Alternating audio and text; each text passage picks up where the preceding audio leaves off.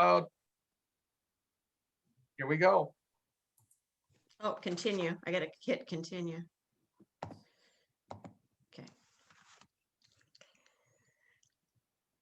Okay, we'll just give that a minute. Mm-hmm.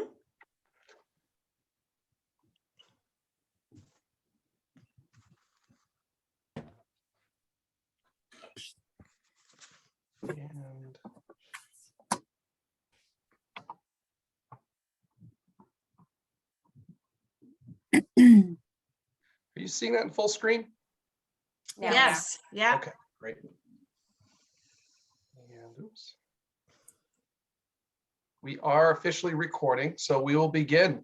Good evening, ladies and gentlemen, and thank you for joining us today on May 24th at 6 o'clock for a panel discussion with some experts in the field of mental health and substance use. And we will begin by just talking through, give you an overview of our agenda. We'll talk a little bit. Dr. Bergen will kick us off with talking about substance use and mental health and their relationship and the stigma involved. And then we'll head into talk about the supports that exist for families in the community and within our schools for our students around mental health and substance use. And what I'll do now is I'll have our panelists, they can introduce themselves, and we'll just go in order on the slideshow. We'll begin with you, Ann. Oh, with me, just to say, okay, yeah, sorry, I didn't know I was considered a panelist. Yes. Oh, and here I am right here as a panelist. Yes, I am Ann Bergen, and I am the chairperson of the Franklin School Committee. Good evening, folks. I am Paula Morano. I'm the Director of Student Services for Franklin Public Schools. Good evening, everyone. I'm Lucas Jagir. I'm the Assistant Superintendent of Franklin Public Schools. Hi, everybody. I am Jennifer Knight Levine, and I'm the Executive Director of the SAFE Coalition. Hi, everybody. My name is Joanna Sear. I am the Director of Behavioral Health for Ewing Inc. out of the Milford location that covers all the surrounding towns. Hi, I'm Tanya Snyder, and I'm the Clinical Director at the Interface Referral Service at William James College. Great. Thank you all for joining us tonight to talk about two very important issues that we know are definitely connected in many ways. One thing I just would say, with coalitions, this is a quote that has resonated with our community. It's really around the building, coalition building and collaborative problem solving and community engagement are some of the most effective ways and interventions to change and solve problems within your local community. So when I look at this panel and I think of the work that we're doing that you'll hear more about tonight, it just reminds me of the importance of that, of coming together and really working and getting people involved that have expertise in a variety of areas. So with that said, I would like to kick it off to Dr. Bergen to say a few words about this. Okay, yeah, that's it. I'll keep it very short. But Lucas, first of all, I just wanted to thank you for your leadership in the Franklin Public Schools around the issues of mental health and substance use. You really can't separate the two, and you've made the focus a priority. So I just wanted to thank you for that. And our substance abuse task force in the Franklin Public Schools has been a powerful example of a community coming together and taking action. We're just not going to sit back and let our young people suffer. A part of our focus is all, coming to understand how emotional health and substance use disorder exist together. And long before the COVID pandemic hit, the mental health pandemic had already surfaced. Unprecedented numbers of anxiety, depression, suicidal ideation, particularly among our young people. Substance use was only one of the ways young people have been trying to soothe painful emotions. We've seen eating disorders, addiction to social media, cutting, among many others. And again, this is across the country. This is an issue that's unique to Franklin. The pandemic has made things even worse for families. There is help, there is support, there are angels among us, and you are going to meet them here tonight. We must get rid of the stigma. There is courage in reaching out. We want to let everybody know you are not alone, and we want you to know that the resources are out there and people are here for you. So I'll turn it back to you, Lucas. Thank you, Dr. Bergen. And I think you hit on so many of the issues that not only are impacting Franklin, but our greater community and our country. And we appreciate that. One of the people that I'd like to just have say some things and talk a little bit about what we're doing in the schools is Paula Morano, our director, our fabulous director of Franklin Public Schools for the Student Services. And the work that I do is she is a partner in all of that work. So anything that I'm involved with related to students and supporting, Paula is right there with me. And I feel fortunate to have her as a part of our team, but also leading in the ways that she does. So Paula, would you kick off your segment of our presentation? Absolutely. Thank you, Lucas, for your kind words. I couldn't do my job without Lucas as my partner, as well as all the other administrators in our central office, as well as our buildings. And also we support our students' mental health needs. As you know, in Franklin, our priority is our social emotional needs of our students, because we know that if our students aren't available to learn, if they are not ready to learn and are with us, present with us mentally and social emotionally, they are not going to achieve academically. And we've done a great job over the years of strengthening our social emotional supports and mental health services in our school, thanks to Dr. Ahern, our superintendent, as well as the support of our school committee, who realizes how much this is a priority, especially this year as we make our way out of the pandemic. We have many school-based supports here in our district. We're very fortunate. We have school psychologists in every building who not only do our psychoeducational testing, but also support our students' social emotional needs.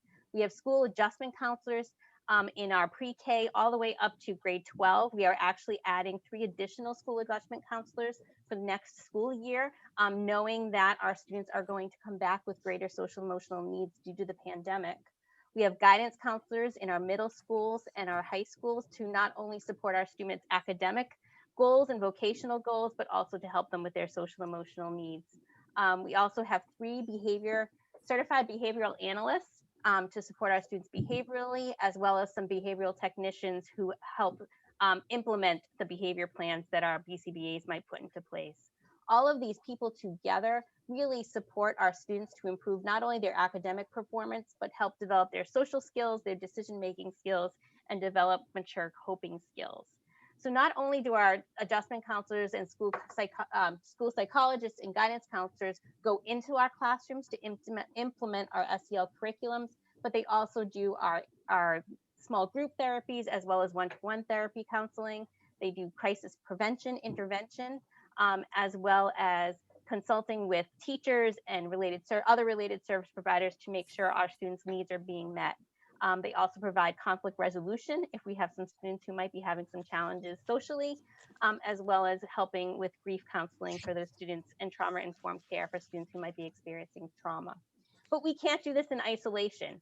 We need to partner with you as the parents so we can work together, but we also need to partner with outside providers. So it's very important that our adjustment counselors, as well as school psychologists, really partner with student-specific outside counselors that they may be having outside of the school building, as well as we partner with the DCF, as well as DMH, the Department of Mental Health, as well as DDS, the Department of Developmental Services.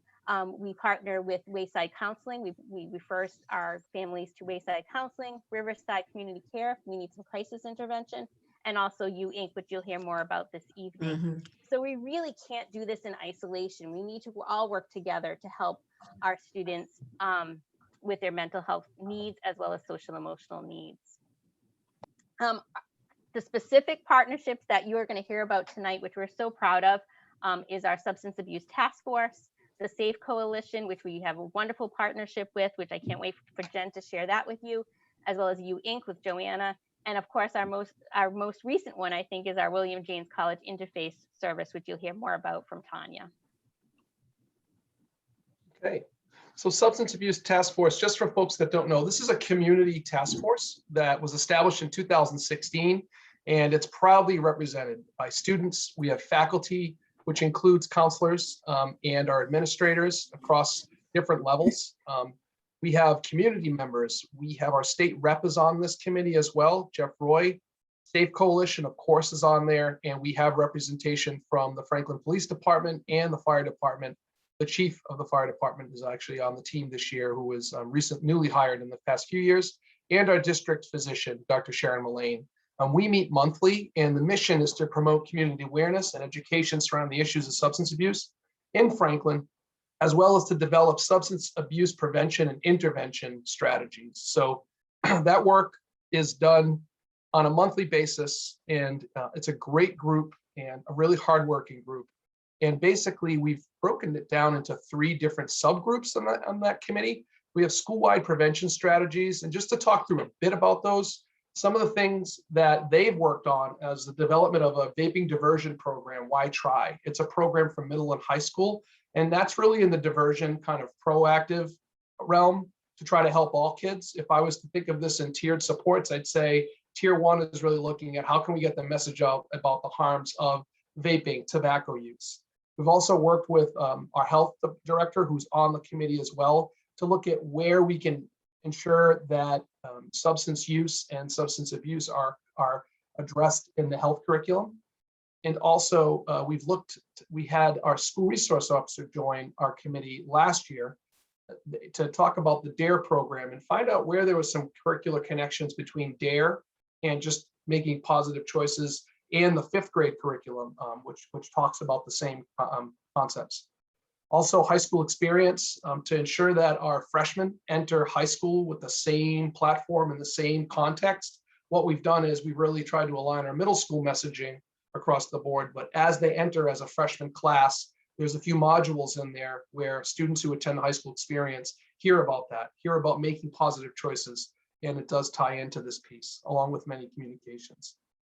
With student and family supports, this is an area where we're really looking to directly support students and families who've experienced substance use or misuse or abuse in some capacity. We've worked closely with the SAFE Coalition, who became certified trainers and run the program, the Vaping and Tobacco Cessation Program, which was modeled after the Stanford model, which was highly regarded, and we're lucky to have that as part of our partnership with SAFE. Of collaboration with school admin, one area we've looked at this year is really on how we can respond to substance use violations that occur within school and really try to emphasize education and support as major components, as opposed to punitive measures, which we'll get into a little bit later after we hear from SAFE. And then also trying to really focus on how can we respond to these types of issues in a way that actually leads to reduced infractions, as opposed to just stamping and saying we just need to suspend. So we've taken a hard look. I really credit our assistant principals who've engaged in a lot of work around restorative practices in general, around whether you're doing harm to yourself in a situation where it's a substance use issue or doing harm to others in some other way. We try to look at this holistically, but tonight we'll focus on the area of these types of substance use violations. Finally, our community-based prevention strategies group was really looking at how do we get information out to families, to the community. And we're really proud of a document that was created called The Ride Home. You see an image of it in the presentation in blue. And really the Ride Home focuses on how to structure meaningful conversations with kids about making really, really good choices and being responsible decision makers, which is one of the SEL skills from Castle. We also provided some conversation starters, as well as some statistics that really talk to some of the dangers out there around that. The final piece is hidden in plain sight. Given COVID, we weren't able to do anything like this at our back to school night, which was an atypical year for obvious reasons. But as soon as we're able to safely join and come back together, the SAFE Coalition has hidden in plain sight modules, as well as our health department. And we're planning to partner to have these set up at our back to school nights and curriculum nights again, because it's really powerful. For those that don't know, hidden in plain sight is when we set up a example bedroom and then show parents as they walk through all the ways in which these could be hidden. Substances could be hidden under a bed, in a pillow, in fake canisters, in a variety of locations and drawers and whatnot. So we found we've gotten a lot of positive feedback from families around that program, and we would look to continue to do that. So that's the work of our substance abuse task force. As I said, it's a strong partnership to the SAFE Coalition, and I'll give Jen Knight an opportunity to talk more about that.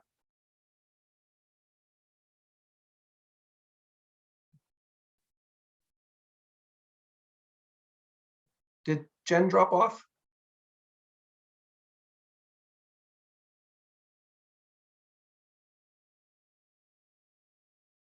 Looks like she may have dropped off. So what I think we will do is maybe we could continue with the presentation and come back to SAFE, if that would make sense. And I'll wait to talk about the pass model as well for that moment. So at this point, Joanna, could you jump in and talk about Ewing Inc and that partnership? Sure. So good evening, everybody. I wanted to just kind of do a quick overview of Ewing Inc as an organization, and then I can specifically talk about some of the more relevant services to this region. So Ewing Inc is a new affiliate of the Seven Hills Foundation. So we are now embedded within the larger organization of Seven Hills, which is really an exciting growth opportunity for Ewing Inc to be connected now to such a wonderful organization with additional resources. So we are within the Seven Hills website, which is somewhat of a new addition for people who've known Ewing for a while. One of the benefits of that is in our sort of administrative headquarters are out of Worcester. And we're just sort of opening a brand new site on Gold Star Boulevard, which will be an integrated child and behavioral health center. So there will be a lot of access to that for families to utilize the services there. It'll be a really collaborative and integrated site with psychiatry, in-home community services, mental health services for children and families. So I will provide more information to you guys as that comes along, but that's a new exciting development.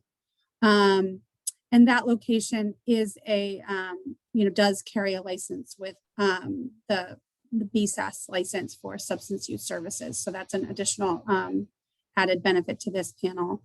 We utilize a centralized referral system. So all of our referrals go into the same system. And then we sort of communicate with families or whoever the referral source is to identify the appropriate therapeutic resource. And then the referrals are then sort of managed from there. We do provide a support group to families currently. That is through a grant from the Milford Chena group.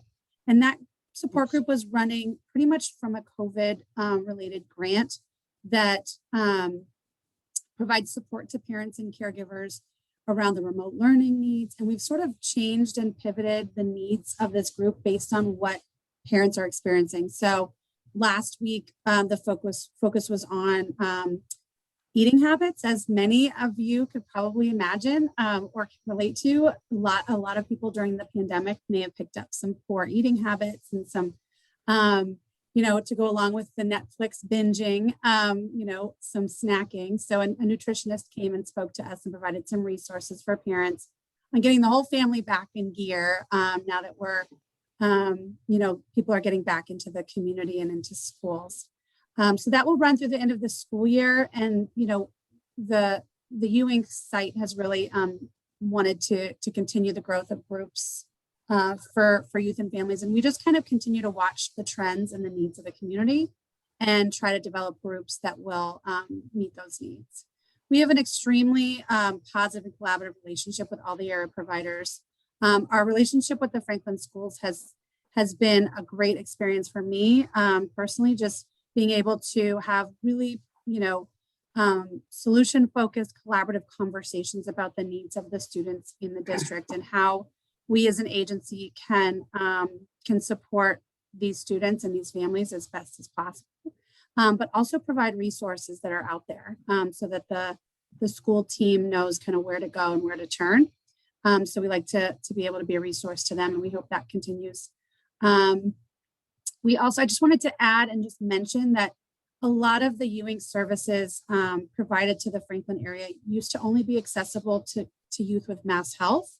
And so a lot of times I think people without Mass Health were feeling like they weren't getting access to some of those intensive community services unless they were state agency involved. And I wanted to just remind people that a lot of the commercial insurances in Massachusetts have opted in to provide the same very, very similar services. And Ewing is one of the few agencies right now in the area that are taking commercial insurances. So we provide basically, I mean, and I can only speak for Ewing, but you will not feel a difference in the service you get provided, the intensive community-based services, whether they're Mass Health or commercial. We're kind of at this point blind to what plan it is. Although they all have different rules and regulations, we really try to make them feel very similar. So that's just an updated benefit. So this slide really just, I really highlighted the 3 most intensive clinical services that are provided by Ewing, but there's a whole sort of menu of services provided through Ewing. And these 3 are the primary clinical. And if one of these is open with a family, they can access a lot more. So these are called hub services. I sort of have them sort of in level of intensity. I would say in-home therapy and wraparound care are kind of around the same level of intensity, but in-home therapy is provided, like I said, to youth with commercial insurance and Mass Health insurance. It's a very intensive, I'm gonna emphasize the word intensive. It's an intensive home-based family therapy. So this is not your typical come to a clinic and have family therapy once a week for 50 minutes. This is multiple times a week, really looking to prevent hospitalization, divert kids from more intensive out-of-home placements, and really try to support stabilization and de-escalate any crisis that is going on in the home. An in-home therapy team consists of a team of 2 people, a master's level clinician, and an in-home and a therapeutic training and support, which is usually like a bachelor's level support role. And they work as a 2-person team to really support the family in, navigating communication, sibling relationships. We do a lot of work with families that are co-parenting and out of 2 households. So we'll go to both households, work on having similar expectations at both households so that the child can have sort of consistent messages. We're very creative, really meeting the family wherever they are at. If a family isn't comfortable with us coming in their home at first, we will sort of navigate that, meet at a park, sort of have them in our office, whatever the family wants. They do have to want the service. We are not able to mandate that. So it is a voluntary service and voluntary support. The next service that's very commonly used in the region is the wraparound care, which is also known as intensive care coordination. This is delivered by the Community Service Agency, which is referred to as the CSA.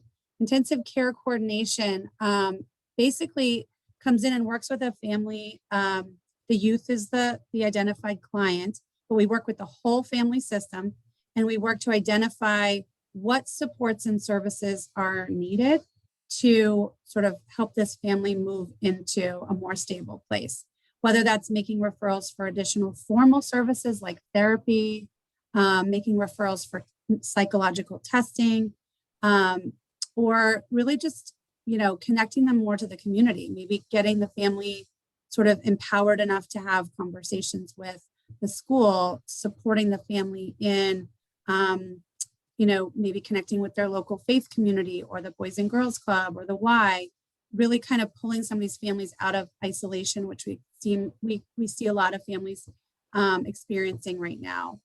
I would say, one of the cool things about wraparound care is we really kind of go on the journey with the family wherever the mental health needs take them. If the mental health needs of that identified youth take them to court because of juvenile court issues, we will go to court with the family and support them and sit there with them and sort of help them understand the process. If the situation takes them into acute care, into an inpatient unit, we will facilitate meetings with the inpatient unit and help the family prepare for that kiddo to come home and it be safe.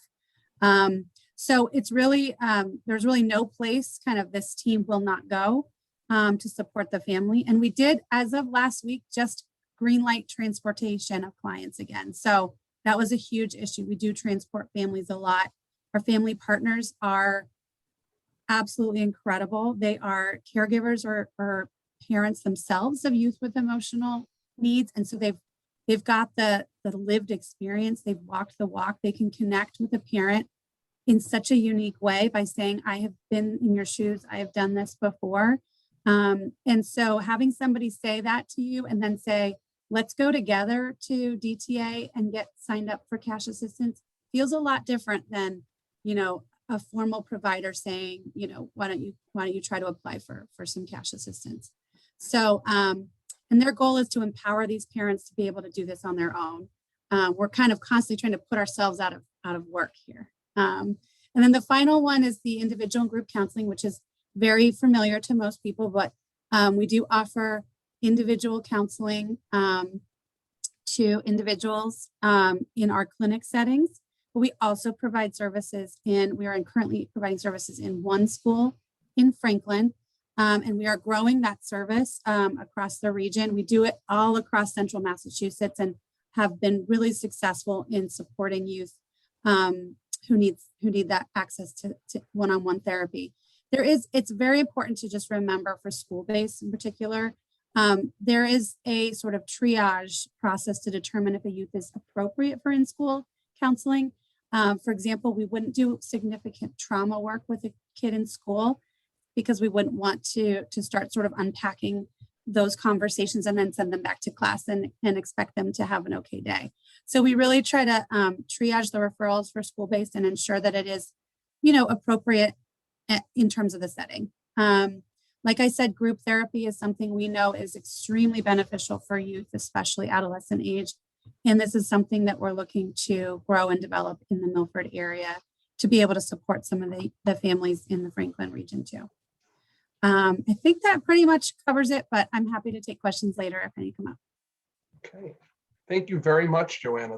That's so much. There's so much great information. This is why we wanted to host this for these types of examples. So what we'll do, Jen, at the end, we're going to have you go last, and then I'll follow up with those partnerships. But right now, if we could hear from Tanya in that same realm of mental health support, could you talk a little bit about the program and what you offer?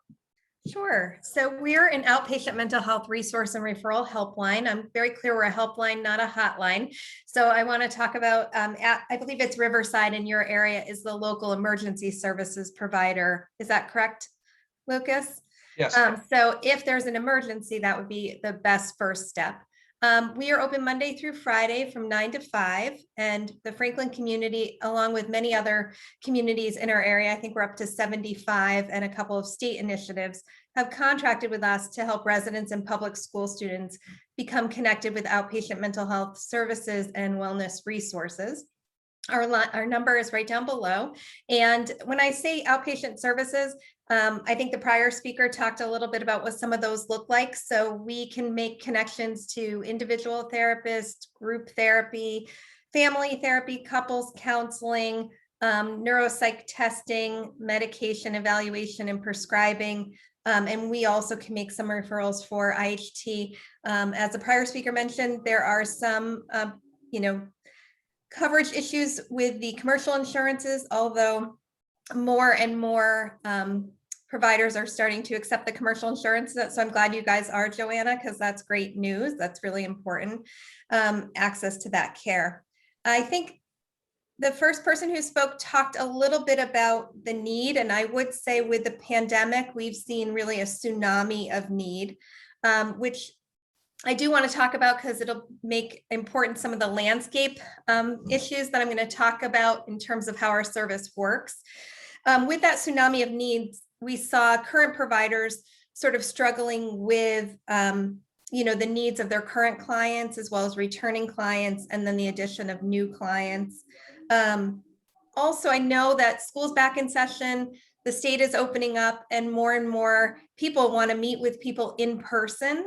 And so what we're also finding a little bit is that because kids have been the last to be vaccinated, and that's rolling out slowly, sort of as they titrate down the ages, some providers are not yet comfortable meeting with kids in person. So that likely will stay sort of via online platforms for many providers for a little while longer. So we do ask for a little bit of patience as we sort of navigate through this new landscape. And when I talk about this, it's because we have provider database of over 9,000 licensed and vetted providers. So we're really sort of paying attention to the pulse of what's going on in the mental health landscape overall. So in terms of how our service works, since I gave you a lot of information about the current mental health landscape, you could call our helpline Monday through Friday, 9 to 5. Again, the number is right above.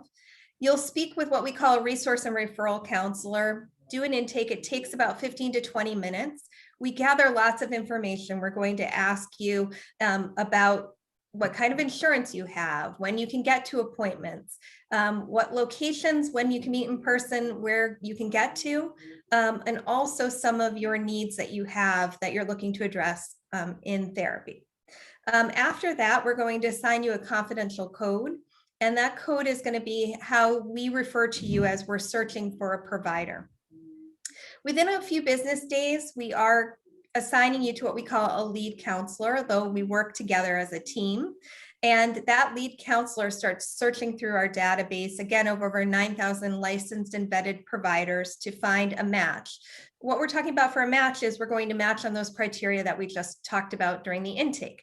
So we need someone who can treat your age, your issue, takes your insurance, is in a location you can get to if you're meeting in person, and has the same availability that you have.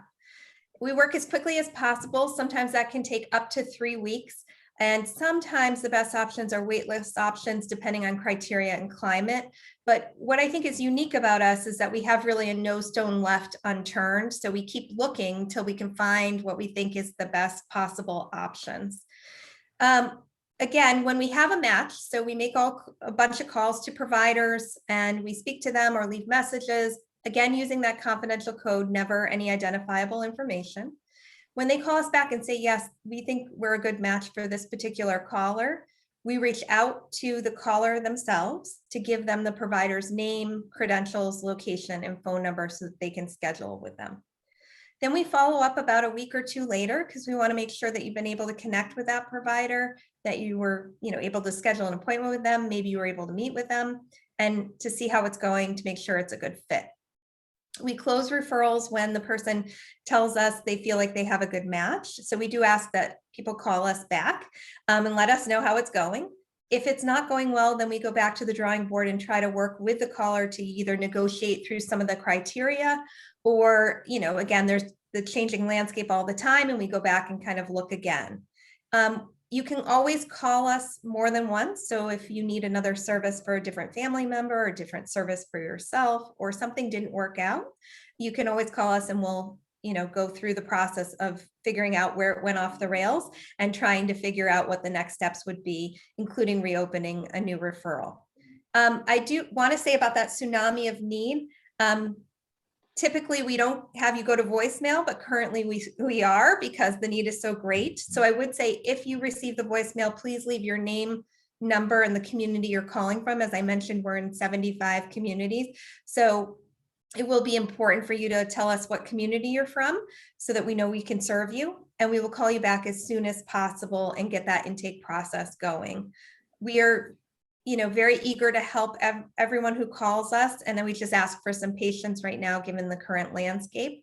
But I think what you'll find is that we really try to hold people through the process of finding a provider. We do the legwork to help create that bridge between consumer and provider and really cut down on the necessary work of the caller to make all these calls on their own and tell their story over and over again. So we're eager to help. Please give us a call. Great, thank you, Tanya. And I'm sure we'll have, if we have questions at the end, we can follow up with that as well. Next person we wanted to hear from was Jen Knight, who is the executive director at Safe Coalition. And we've talked and emphasized the mental health supports that are available. We've talked about that strong correlation. And Jen's area is in substance use and how to best support folks in that area. So Jen, I'll let you kick it off. Wonderful. Well, thank you so much. And thank you for being patient with my tech issues. Over a year, you'd think we'd figure this stuff out by now. But I'm thrilled to be here and to hear about all these wonderful programs that are within our community, because, you know, you hear the names, but you don't always know all of the work that goes on behind the scenes. So this is wonderful for me to kind of learn from as well.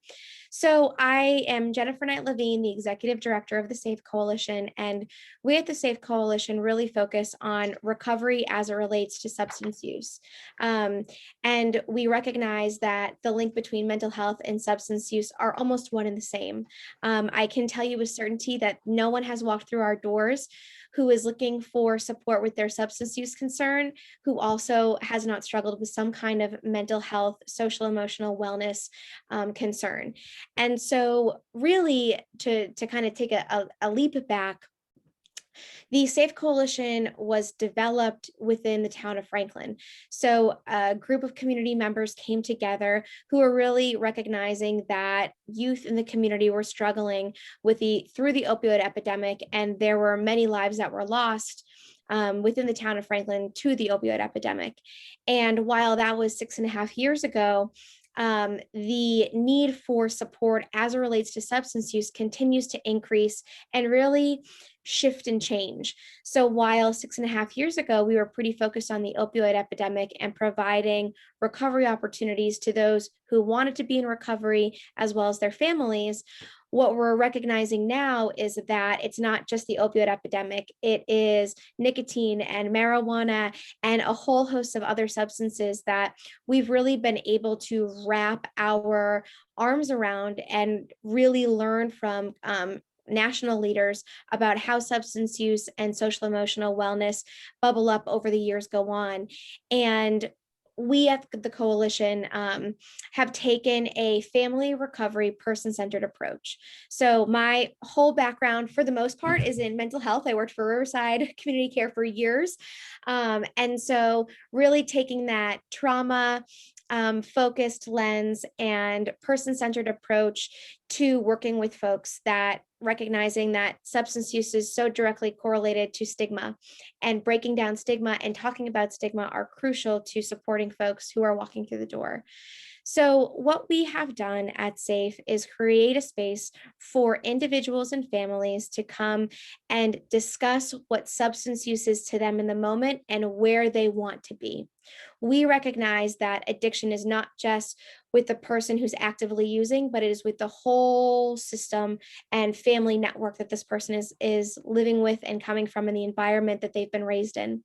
And you know, the landscape of substance use has certainly changed over the past decade. And so we're so thankful to be connected with the Franklin Public School system and police and fire and sheriff's departments and the judicial system, because together we've all been able to learn how to move through these really uncomfortable things that maybe 10 years ago we weren't talking about in the way that we have to now. So where are we today?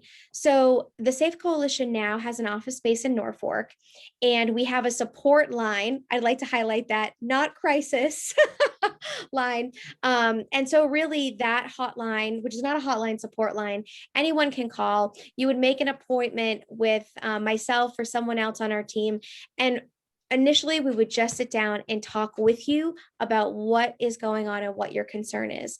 From there, we would really delineate the style of support that might be most helpful. So some of the folks that walk into our office really need that structured mental health support right now. We can absolutely provide additional substance use education and opportunities for recovery, and the mental health piece is crucial. We do have a program through the Department of Justice with Wayside Youth and Family Support Network, where we are able to provide free clinical care to children ages 5 to 18 and their caregivers who are impacted by substances. Which is a really unique opportunity that we've been able to connect with families who maybe are uninsured or underinsured at our offices. These services, as they relate to Wayside, are not long-term programs. So if we feel like a family may need additional in-home therapy, we would refer to Ewing. That so much that we do in our always really consistent, sustainable wraparound care. I think when we look at SAFE, Jen, you're coming in a little broken up.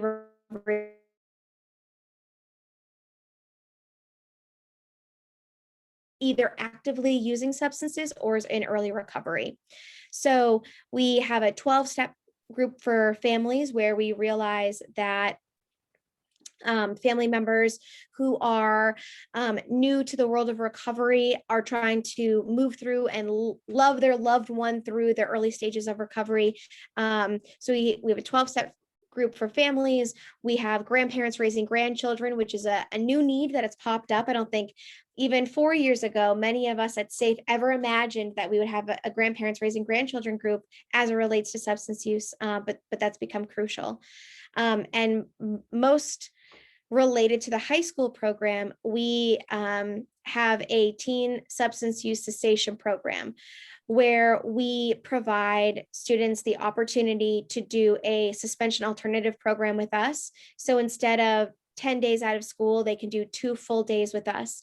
The first day is really understanding how substances are impacting the biology of their body. What are their hopes and dreams and goals? Are you an athlete? Are you a musician?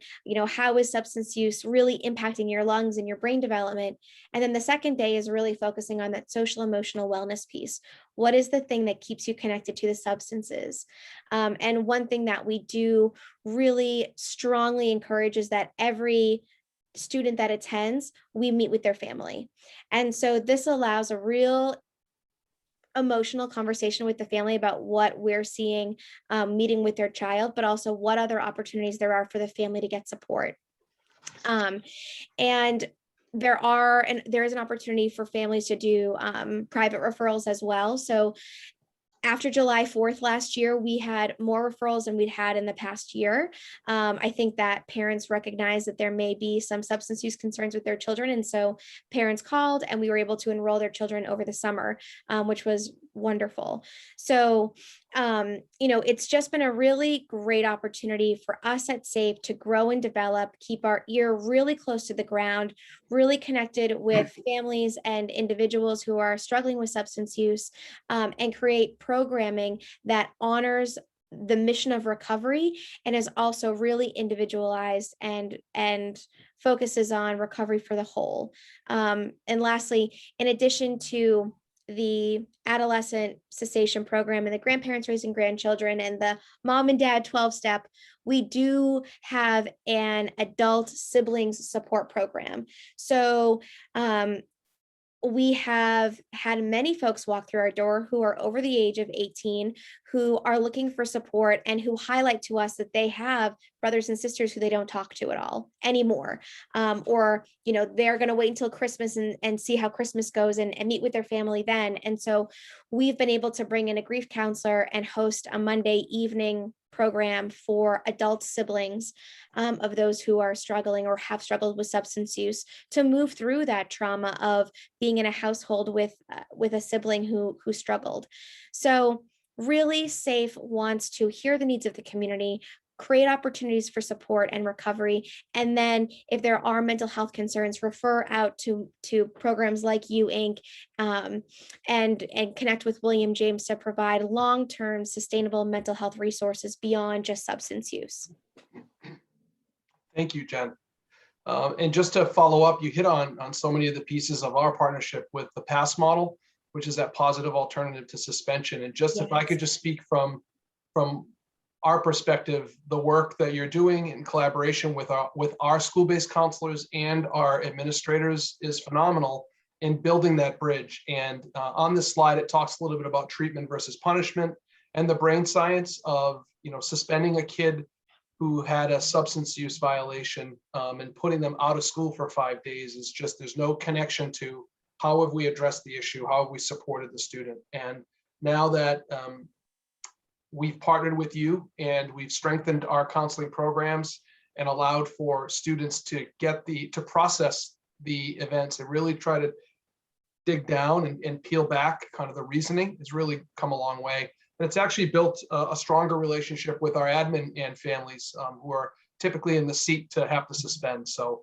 if I were to frame this in an RTI model or a tiered intervention model, I would think about the work that's happening, whether it's through the interface project, if it's through Ewing Inc, if it's with Safe Coalition, really in that tier 2 to tier 3, depending on the need, is where a lot of the supports are landing in this particular area. You talked a lot about what you do with kids, so I don't want to reiterate that. I would only say that our handbooks are under review, and we're currently in a pilot this spring, where if we've had students who had a violation of our substance abuse policy or use policy, we've really looked to try to sit at the table with the family and say, listen, this would typically be a 5-day suspension out of school, but we're willing to look at if your child is willing to participate, voluntarily and really commit to a treatment model where they do the work. We're willing to work with you in that venture and partner with you to try to get your child the help they need. And what I was thinking about when I heard all of the things that were mentioned today, the through line between all of the organizations that are on today is really about sustained support. Joanna gave the example of going, if they need to go to court, they go to court. If they need to go any other place to help them file paperwork to get assistance, they'll do it. Jen, you're sitting with these families and putting them through all the steps of the process. And Tanya's taking that call and making sure on the follow-up end, it's not just to take the call and plug them into an appointment, but it's working with their insurance company and following up to see how those appointments went and what follow-up appointments need to happen after that. And I think about Paula, really kids that you've met and known from kindergarten and watching them go through, some of them to 22 years old, and being at those memorial moments where they graduate when they hit 22, and hearing you tell me about how you knew that kid in the playground, in 3rd grade, it just goes to speak to all of the supports that are out there. And we have a lot to be thankful for. And this is the really hard work that's happening. So to present tonight is a positive, but the real work is when you're sitting across from someone who's struggling and maybe doesn't have the right skill set yet, but will. And it's thanks to folks like you that can happen. So thank you all. At this point, we would open it up to any questions out there, either from the audience or from one another. Can I raise a couple of questions? Just Sure. listening, and I want to thank everyone. This has been really powerful for me to listen to. I had just a couple of quick questions. I don't want to dominate, but we talked about substance use as one way kids are dealing with painful emotions. Can anyone speak to what parents should be looking for right now? Signs that their kids are in trouble? Are there things that should signal to them is, I'm not going to sit back and wait for things to get better? What are the things that parents should be looking for to say, these are warning signals, these are red flags? Can you put some of that out there for us? Anybody? I can take the substance use approach. Absolutely. So thank you for this wonderful question. Often when we meet with families, they are really upset that they didn't know the signs and they didn't know what to look for. And that's okay, because you don't know what you don't know.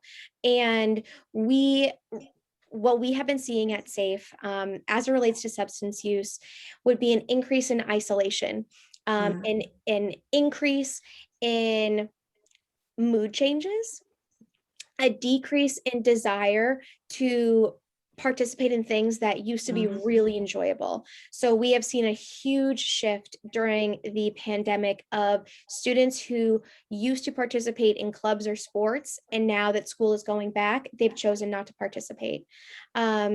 Also, we ask families to really look around your home for devices and chargers that maybe you didn't purchase. So oftentimes when families come in, we'll show them what like a Juul pod looks like, or what a vaping charge charger looks like, and really asking parents to look around the home, not so much to investigate and to be frustrated with their child, but really to take a closer, deeper look at what's going on and what's being utilized within the home.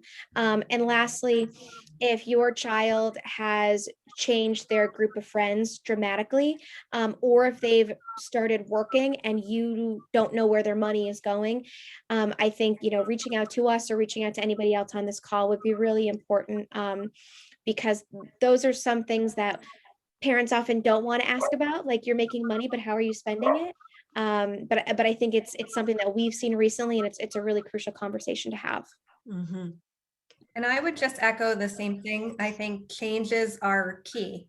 When you see any kind of changes in all of those categories that you talked about, it's really important to inquire with your, we're talking about children, but we work across the lifespan. But I think it's important to inquire, what are those changes about for that person, and to assess, whether or not that should warrant further evaluation, investigation, and treatment. Mhm.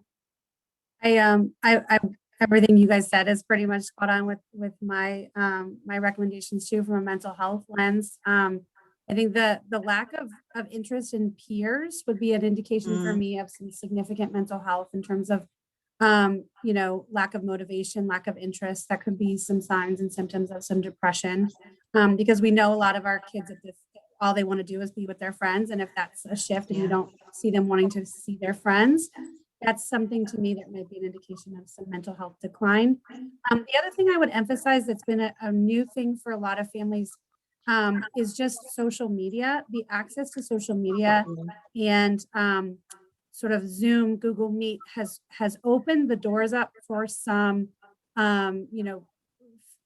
for kids to have access to some things that are really inappropriate, and also access to inappropriate people. And I worry a lot about some of our kids that are getting connected to adults who are unsafe. So I highly, highly encourage lots of supervision of social media and technology. Even if they don't have a phone, they can get on their friend's phone. So just, really encourage that parents take that initiative to check their browser history and things like that. That's I was just going to add too, just because when I know when Jen and I talk to young people, they talk about they beginning to use substances when they're 12 and 13. So it speaks to the idea that we have to increase the vigilance and supervision of kids at that age, because it's after school, unsupervised, because it may be a lot of them are too old for daycare, but they're on their own, and this is where they're starting. So to think that this stuff isn't happening, we can't keep our heads in the sand. And I just had one last question that I just wanted to ask is, we talk so much about stigma, and I just wanted to maybe reassure people, because I'm wondering if there are some people who think, I can't reach out for help because what if colleges find out if this gets out that my child needed help or mental health services, this is a stigma, and this is going to impact them for the rest of their lives. So we have to keep this hush hush, because this will be an embarrassment. And can you address that? Because to me, stigma, as much as we want to get rid of it, I think it's still out there. Can you just speak to that a little bit? And then I'll be quiet. Yeah, I'm happy to speak to it. I think, I think that's where some of the support for parents comes in, and that's where the family partners can be really, really critical to talk about the, sort of normalizing some of the concerns, but also helping them understand that they're not alone and that they don't have to go through this alone. So I think encouraging families to access support, from support groups or from the family partner concept. I think that we do experience a lot of families that are very nervous about, what, like us coming to their home, for example, and will my neighbors see you? And if they ask you who you are, like, what are you going to tell them? So, I mean, we are very clear about privacy and confidentiality and how important and critical that is. We also allow families to meet us in our office if that's more comfortable.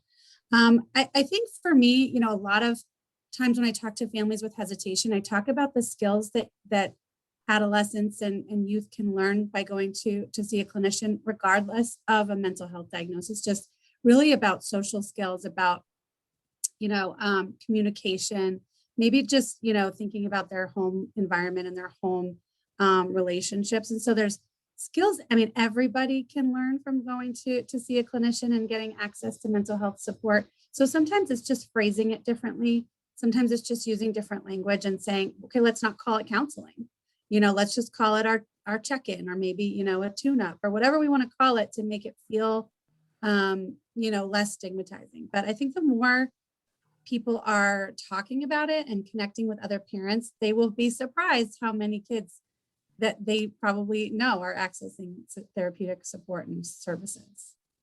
And I would just add, we sort of talk about therapy as being the promotion of mental wellness and the prevention of mental illness. So the sooner that you can intervene on any sort of small issues before they become larger issues, it's easier and more successful. So that doesn't mean that you shouldn't do it whenever you find out, sort of that there's a struggle. But even if you think, it's a tiny thing, why do we have to do that now? It can prevent larger things later. And so it's really a great idea to talk to someone and get those skills that Joanna was talking about early on, and those conversations going. Our service too is also confidential. So we connect you with a licensed mental health provider. So that service by virtue of itself is confidential.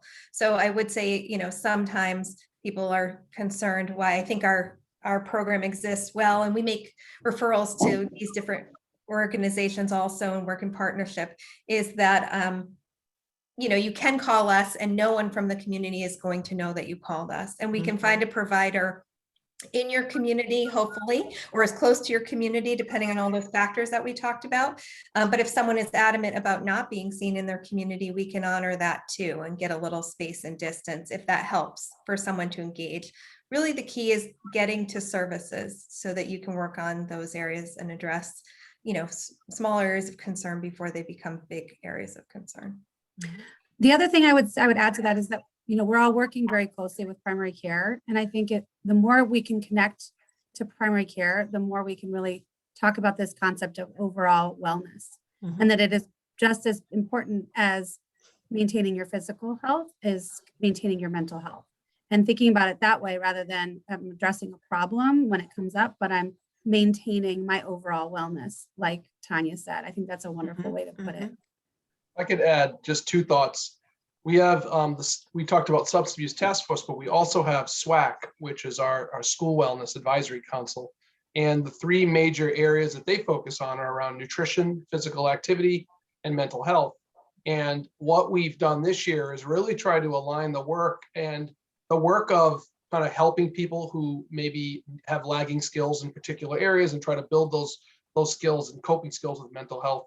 They've shifted to what I heard Joanna talk about in saying, let's treat mental health the same way we're treating nutrition and the same way we're treating exercise, so that physical activity and eating well are a daily habit that leads to positive well-being, and mental health as part of that triangle. And I could add sleep in that mix too.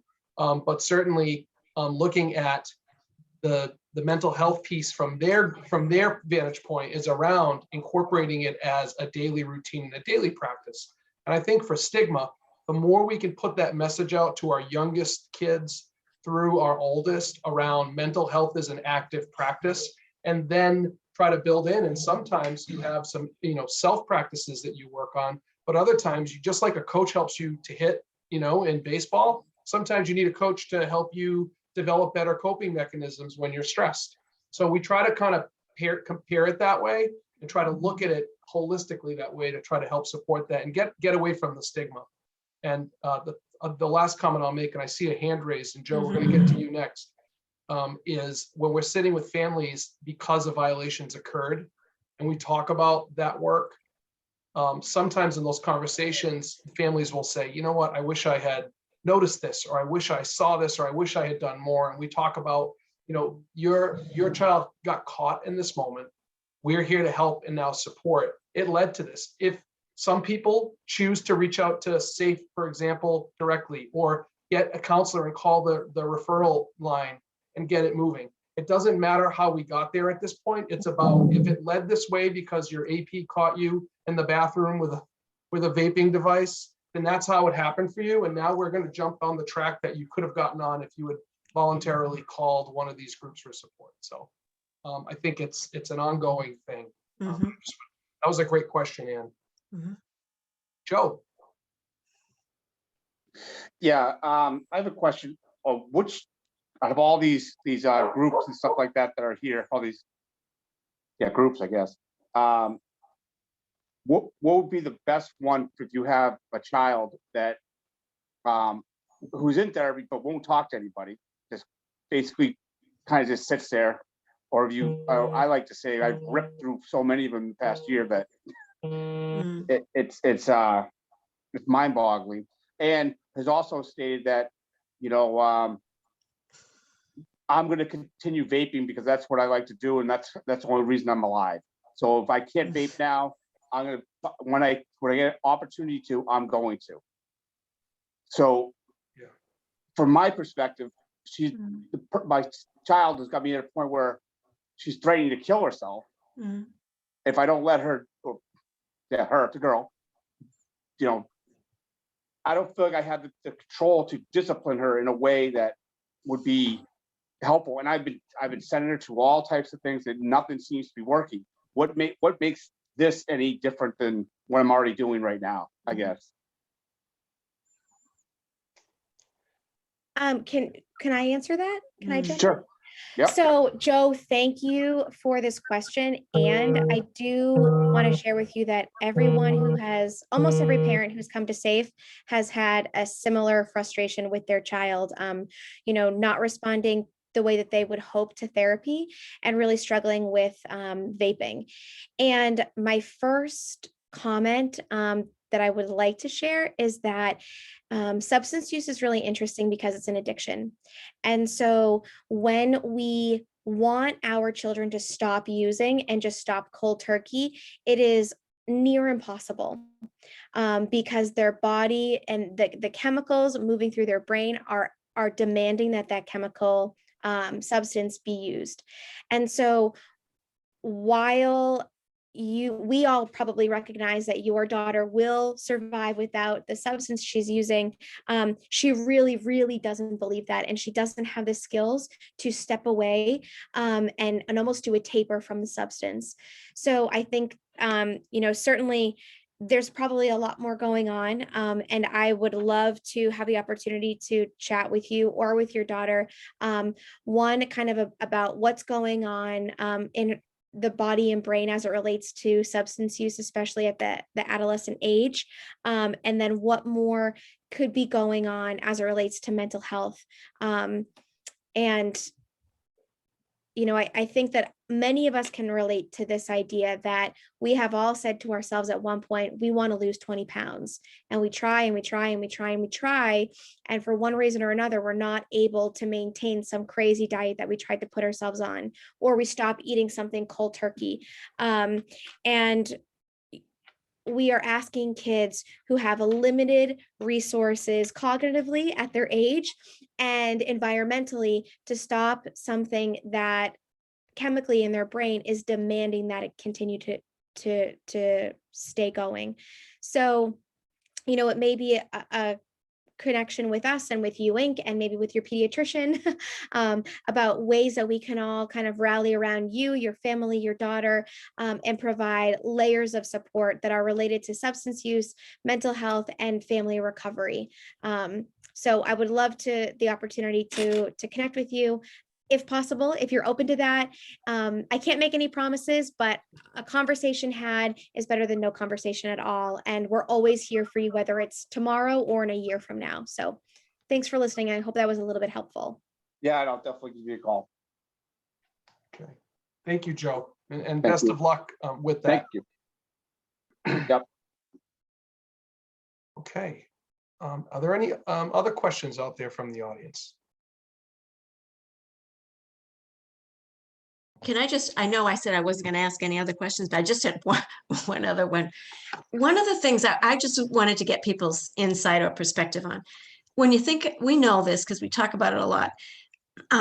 Kids using substances are often a reaction to what, it's not their issue, it's what's happening in the family. It might be that there's mental illness in the family, there's divorce and fighting in the family, there's alcoholism in the family. How do we get people to see, or maybe that's part of what your work is, that if they don't try to address some of these issues in the family, their kids are going to suffer one way or another along the line. It might not be substances, it could be all these other things we talked about.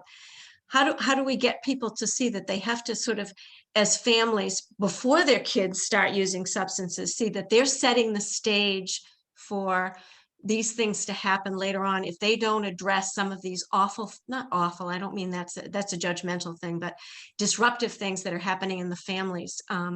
Is that part of the education that we need to be doing to get this information out to families? That's just something that weighs on me all the time. I didn't know if someone could speak to that for me.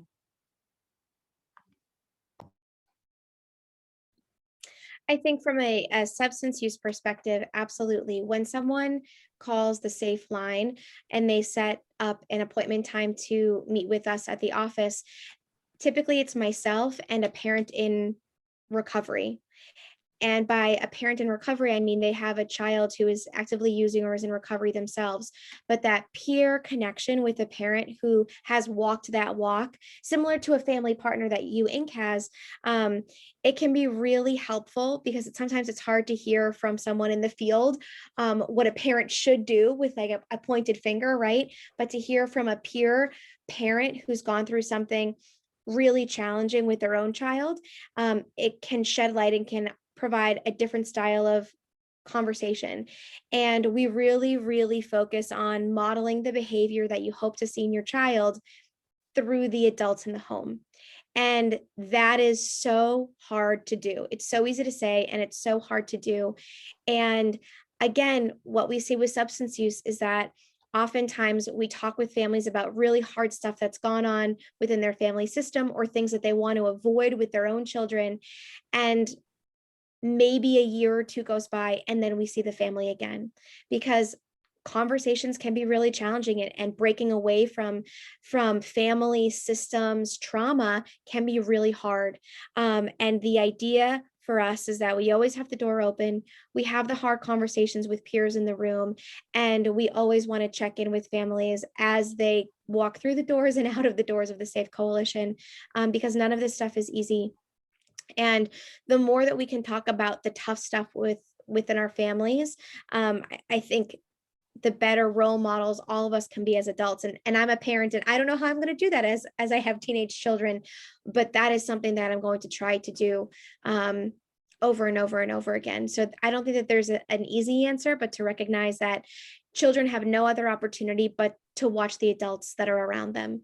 And if we can model the behaviors that we hope to see with them, then we're already taking a huge leap forward in healing traumas that we've experienced from our past. And I would just echo that parenting, and particularly all of this family stuff during the pandemic, I think has pushed people, in lots of different directions. And for many people, it's been very, very challenging, which is highlighting lots of issues. And I would say in terms of our role in Franklin, we have the benefit, which we don't have in every community, is to serve across the lifespan. So people can call us for referrals for couples counseling or families counseling or individual counseling for the adults in the family. And I would say that, again, reducing the stigma and shame aspects is that this has been really hard, a really hard year for everybody.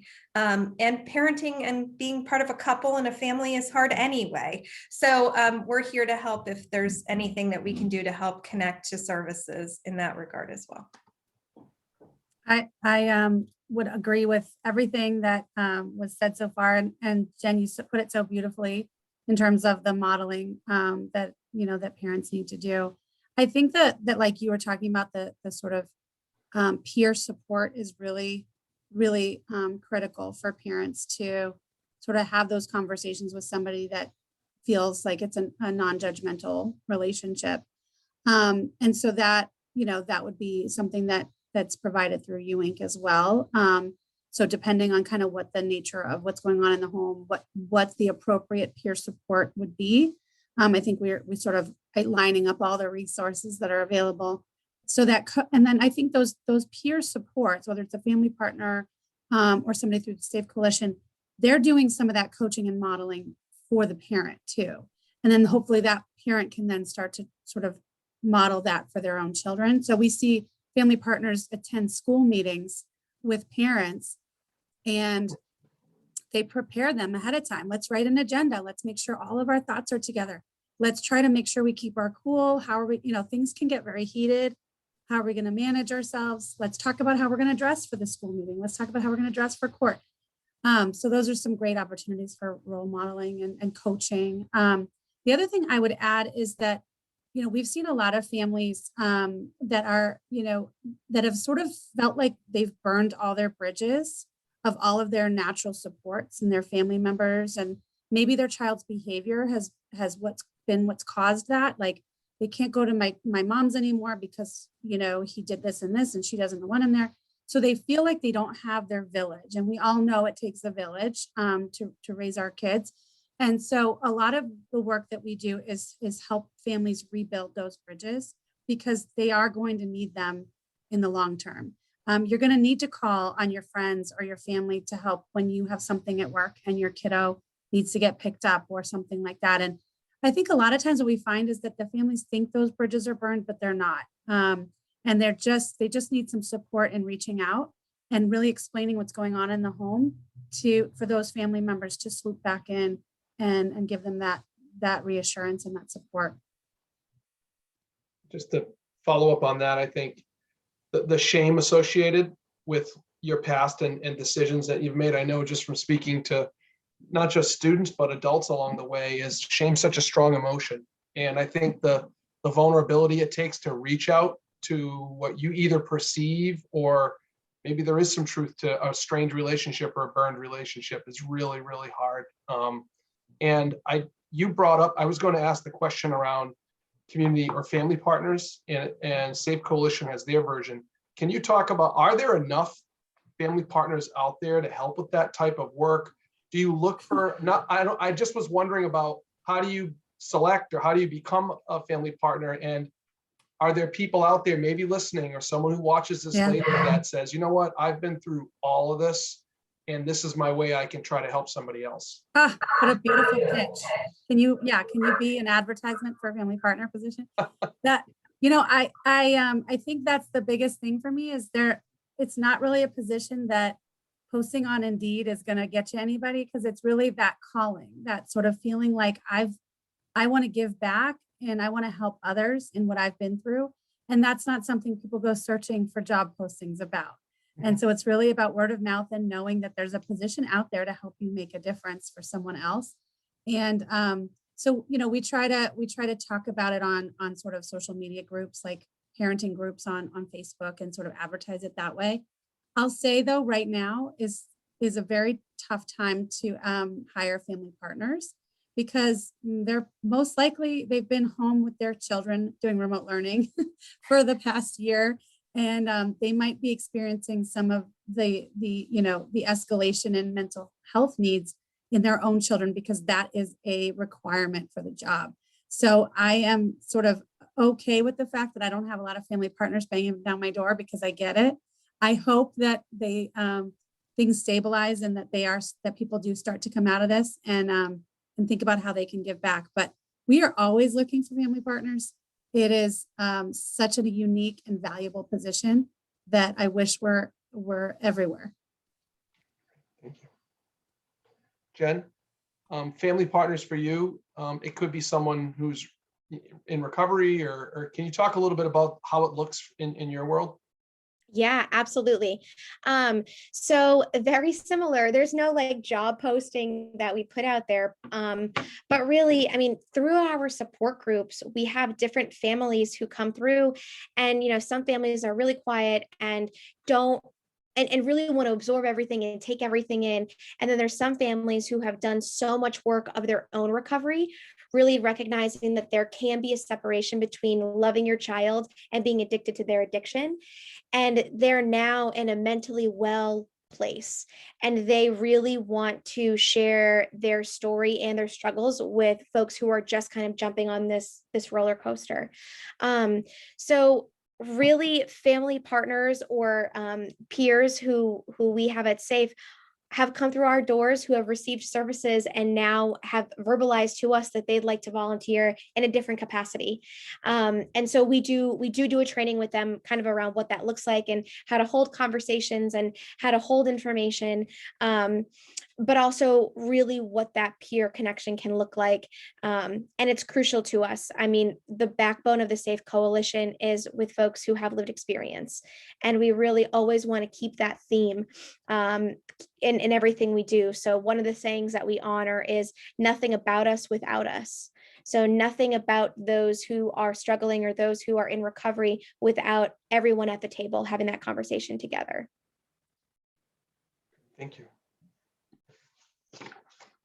And Tanya, from your perspective, I know one of the real beneficial pieces that we've experienced is when there's a need. So when referrals are made from Franklin, Tanya's group tracks the type of referrals that people are receiving, and we get data reports every 6 months that show how many, which schools, no personal data on specific cases, but very general, from this many from this school, from the town.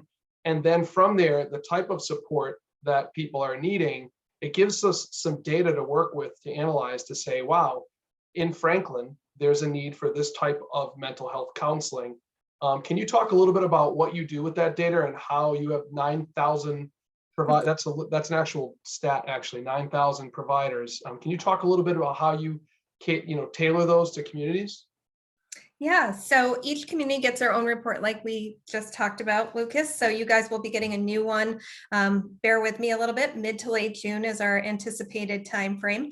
And we do break down the data again in terms of age, number of people in each age category, what type of insurance they have, whether it's commercial or a mass health kind of product or Medicare product, what kind of service they're looking for, what issues they're hoping to address, how they heard about us. Really, the goal is to give some information back to the communities to sort of think about the value we're bringing, right? Are we reaching enough of your residents and your public school students? And if not, what needs to take place so more people understand the ability to utilize the service, but also hopefully to inform some programming. So programming both in the community as well as in the school system to figure out, are there issues we should be addressing, and what could we do better to address those issues, is what we hope to be utilizing it for. And also to reach out to maybe there are segments of the community due to that stigma and shame that you were talking about that may not be as readily wanting to reach out for services. And are there ways that you can talk with the leaders in those communities to make it more accessible? So for example, oftentimes I do, pre-COVID, some outreach work, and oftentimes with like elders, for example, you might hear, oh, I don't need anything, we don't talk to anybody, and making it more available to say, this is really for everybody. And everybody goes through life changes, particularly as you age. There might be the loss of a spouse or children moving away, or just not working anymore, and the impact of retirement on someone who was very busy previously, and sort of all those life changes. It may be helpful to have someone like Joanna was talking about. It doesn't have to be anything big. It can just be sort of that I'm having this thing go on and it's different for me, and I want to have an opportunity to talk to someone about what this means now, and how do I reinvent myself in this new stage of my life, for example, or with what's going on for me. So that's what our hope is, that information goes back and informs a lot of different areas within the community.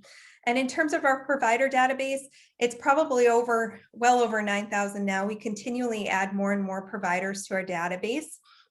And usually for us too, it's about word of mouth. People feel like, I think from both sides of the coin, as a caller, what we often hear are people who say, I've called, 10 people, I've left this really extensive message and no one has called me back. And so that can be very disheartening and make you not want to engage in the service anymore because, it's too hard to call 12,000 people and never hear back from any of them. Or if you hear back, they don't take your insurance, they don't treat your issues, they don't have your availability. And so what I like to think about for us is that we're really that bridge between consumer and provider. So we're very succinct in our messages to providers. Providers don't have to feel bad if they tell us no, because they know our job is to just keep looking. We do all the legwork. So we make sure that when we send you a provider, it's that they will say yes to you when you call them. So that part is done for you. And you don't have to worry about, hearing back anything that would make it not a good fit for you. And in terms of licensed and vetted, so whatever license they're supposed to have, like I'm a licensed mental health counselor, we just make sure that that's up to date. They have no disciplinary action that would have resulted in them losing their license or anything like that, to make sure that it's a good match. We also know, is sort of like Joe was talking about though, is, and I think there's lots of things that can be helpful to address there, but sometimes it's really about fit. So things can be ticked off in all these boxes, right? They can take my insurance, they can be in a location, they can treat my issues in my age group, but if I don't feel connected to them, I'm probably not going to open up and do the work with them. And so we need to get beyond sort of ticking off the boxes and make sure that it feels like a good fit and it's comfortable to them to do the work that needs to be done, because it is hard work and you have to have someone you feel like is in your corner and your partner to do that work. Thank you. All right, are there any other questions out there from the crowd?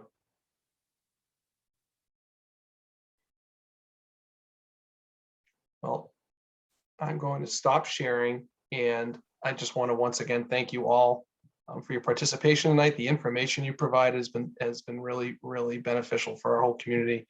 I plan to post this recording. We'll get this out on our website and push it out even further, because I think there's so many valuable things that we shared. So This was great. Yeah, thank you for organizing. I learned so much. Thank you, guys.